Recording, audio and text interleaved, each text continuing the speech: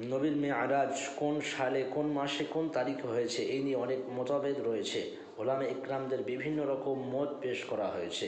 তবে যে প্রসিদ্ধ মত অনুযায়ী জানা যায় যে বিশেষ অভিজ্ঞ ওলামা ইকরামগণ এই বিষয়ে কিছু কিছু ওলামা ইকরামগণ একমত যে বিশ্বনবী সাল্লাল্লাহু আলাইহি সাল্লামের নবুয়তের 10ম বছর যখন তাঁর চাচা আবু তালেব ইন্তেকাল করেছিলেন এবং তার 3 থেকে 5 দিন পরে তাঁর স্ত্রী খাদিজা রাদিয়াল্লাহু তাআলা আনহা ইন্তেকাল করেছিলেন এবং নবুয়তের 11তম বছর রাসূলুল্লাহ সাল্লাল্লাহু আলাইহি সাল্লাম ইসলামের দাওয়াত নিয়ে তায়েফবাসীদের কাছে গিয়েছিল। সেই তায়েফবাসীরা নবীর দাউদকে গ্রহণ না করে নবীকে পাথর নিক্ষেপ করে মেরেছিল। তো সেই অবস্থায় নবীজি তায়েফ থেকে ফেরার পথে তখনই নবী সাল্লাল্লাহু আলাইহি সাল্লামের মেরাজ হয়েছিল।